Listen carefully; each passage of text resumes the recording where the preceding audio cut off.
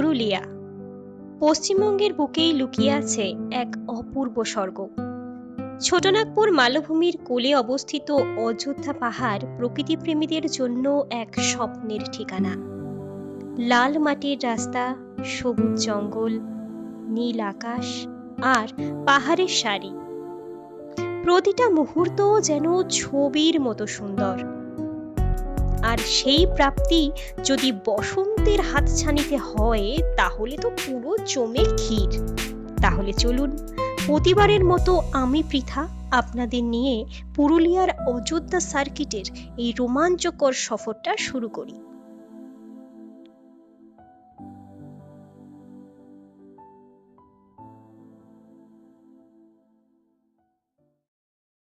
পরিবারের সকলকে নিয়ে আমরা আমাদের হোমটাউন মেমারি থেকে সোজা চললাম হাওড়া স্টেশনের উদ্দেশ্যে। আজকের ওয়েদারটা কিন্তু বেশ ভালো, যদিও রোদ উঠেছে কিন্তু খুব একটা গরম অনুভব হচ্ছে না। 11:10 মেমারি লোকাল ধরে আমরা এগোচ্ছি হাওড়া স্টেশনের উদ্দেশ্যে। 1:10 ট্রেনটা পৌঁছানোর টাইম থাকলেও 1টার মধ্যেই সেটা স্টেশন ঢুকে পড়ে। হাওড়া স্টেশনের গতানুগতিক ভিড় ঠেলে আমরা এগোচ্ছি। সবাই একসঙ্গে বেশ এক্সাইটেড। বেড়াতে যাওয়ার নাম শুনলেই না আমাদের ফ্যামিলি পুরো রেডি হয়ে যায়।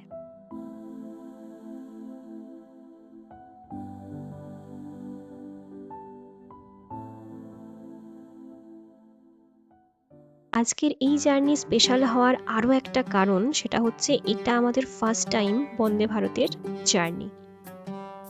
নির্ধারিত সময় অনুযায়ী 2:35 23 নম্বর প্ল্যাটফর্মে বন্দে ভারতের অ্যানাউন্সমেন্ট হয়ে গেল। আমরা লাগেজ নিয়ে সেখানে চললাম।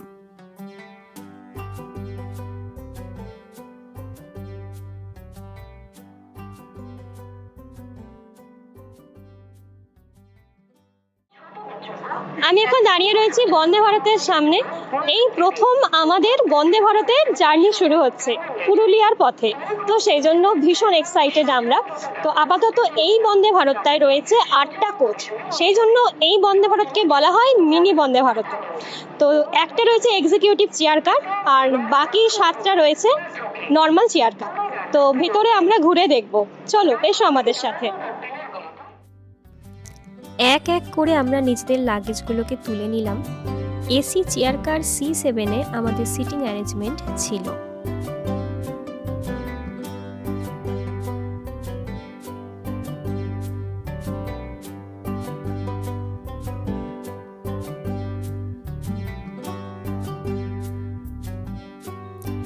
বন্দে ভারতের হোয়াইট উইন্ডো আর স্পেসিয়াস সিটিং অ্যারেঞ্জমেন্ট বেশ লাগলো।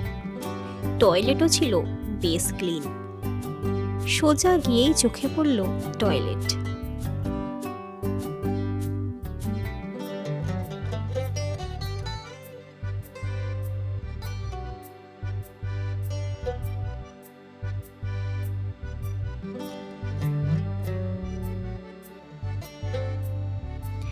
লাগেজ ক্যাবিনেটও ছিল ভীষণ সিস্টেমেটিক ওয়েতে।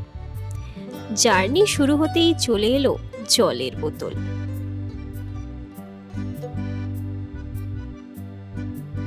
তারপর স্ন্যাক্সে ছিল কচুরি, কেচাপ, মশলাটি, চকলেট আর হানি মাখনা।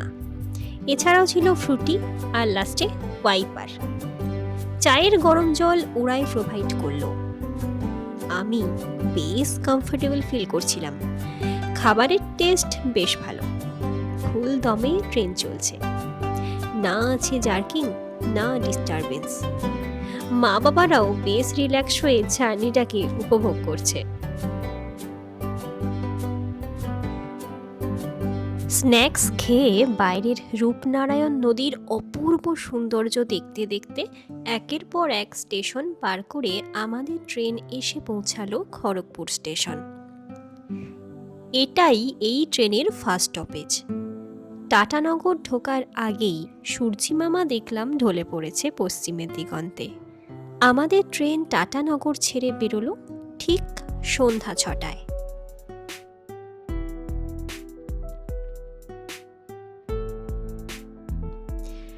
তারপর ডিনার চলে এলো।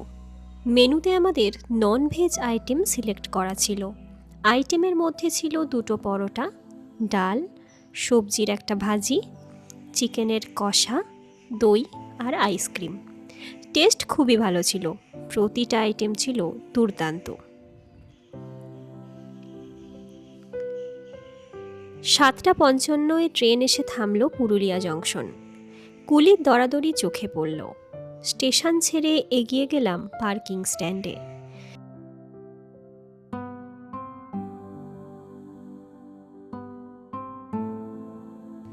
সেখানে আমাদের নিতে এসেছিল মনোরঞ্জন দাদা।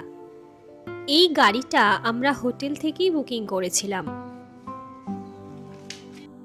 পুরুলিয়া জংশন থেকে আমরা আরশা হয়ে যাব মুরুগুমা। আমরা আজকে থাকবো মুরুগুমা হাটে। এই মুরুগুমা ইকো হাটটা এই স্টেশন থেকে মোটামুটি 55 কিলোমিটার মতো হবে, যেটা যেতে আমাদের সময় লাগবে 1.5 ঘন্টা। এই রাস্তা ধরে সোজা এগোলেই অযোধ্যা হিলটপ, আর এই মুরুগুমা জায়গাটা হলো অযোধ্যা হিলটপের নিচের অংশ।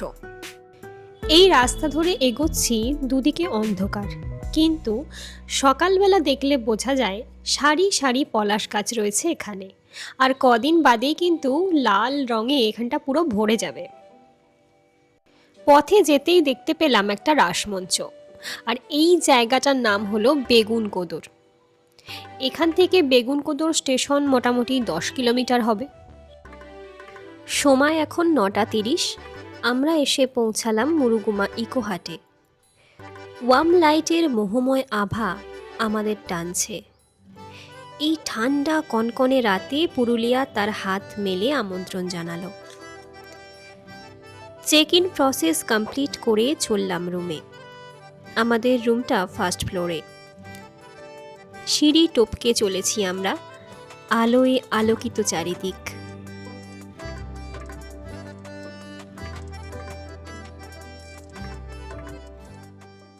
মুরুগুমা ইকো রিসোর্ট হাটে আমরা চলে এসেছি। আর আপাতত আমাদের ফার্স্ট ফ্লোরে আমাদের রুমটা নেওয়া হয়েছে, আর মা বাবাদের রুম দুটো নিচেতে আছে, যেহেতু ওদের একটু প্রবলেম আছে উপরে উঠতে, তো সেজন্য নিয়েছি। তো এখানে কি কি আছে আমার তো বেশ মানে ফার্স্ট দেখেই পছন্দ হয়ে যাবে, দেখো তোমরাও। তো একটা ড্রেসিং মানে জায়গাও আছে, ড্রেসিং মানে টেবিলই বলছি। তো ভিতরে মনে হচ্ছে একটা, হ্যাঁ এখানেও দেখো ওয়ার্ড্রপ টাইপ আছে, রাখার জায়গা আছে।